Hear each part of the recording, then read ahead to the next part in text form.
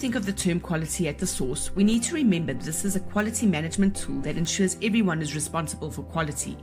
This means that we don't just place quality measures at the end of the production line, but from supplier through manufacturing to the end product. This also means that quality is no longer only the quality department's responsibility. QATS goes hand in hand with lean manufacturing, and lean manufacturing is a philosophy of reducing waste in production. Lean focuses on waste that come from over-processing, surplus inventory, too many steps in production, defects at any stage of production, inefficiencies caused by excess movement, waiting time at work centers, and overproduction of finished products. There are some effective techniques that can be applied as the building blocks of QATS. These are no-fault forwarding, not sending faulty goods through, standardized work, prepare the most important resources, self-checks, successive checks, and be mistake-proof. All of these techniques are further explained in your practitioner's guide. A well-designed and well-used technology system is required to make QATS implementation successful.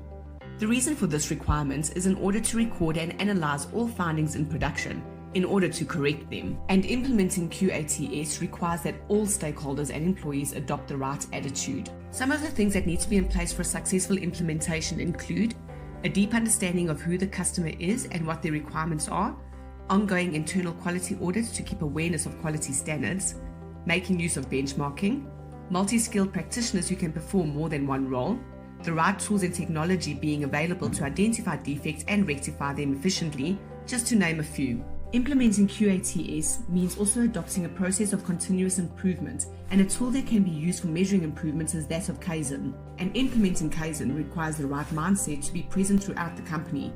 There are 10 principles that need to be in place. Namely, 1. Let go of assumptions. 2. Be proactive about solving problems. 3. Don't accept the status quo. 4. Let go of perfectionism. 5. Look for solutions as you find mistakes. 6. Create an environment in which everyone can contribute. 7. Don't accept the obvious issues, instead ask why 5 times to get to the root cause. 8. Collect information and opinions from multiple people. 9.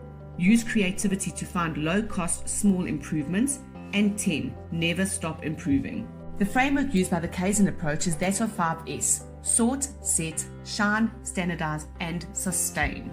By using a quality management system, a QMS, the business can reap many rewards such as improved customer satisfaction, improving internal communications, reduction in costs, consistency in product standards, managing growth more effectively, and improved accountability and team performance. It is important for a QMS to have policies, processes, and procedures in order to make them work, and those procedures will then also indicate work instructions, checklists, and forms. Some practical steps on implementing a QMS are listed in your practitioner's guide. And remember, QATS does not only apply to production, it extends to distribution and logistics too. Implementing QATS in this area would mean focusing on things like your velocity or speed and lead time reduction, as well as leveling the flow of materials. Quality is something we should all aim to achieve daily, and if everyone is focused on making QATS a success, the company will go from strength to strength in producing quality products and services, and therefore keep customers happy.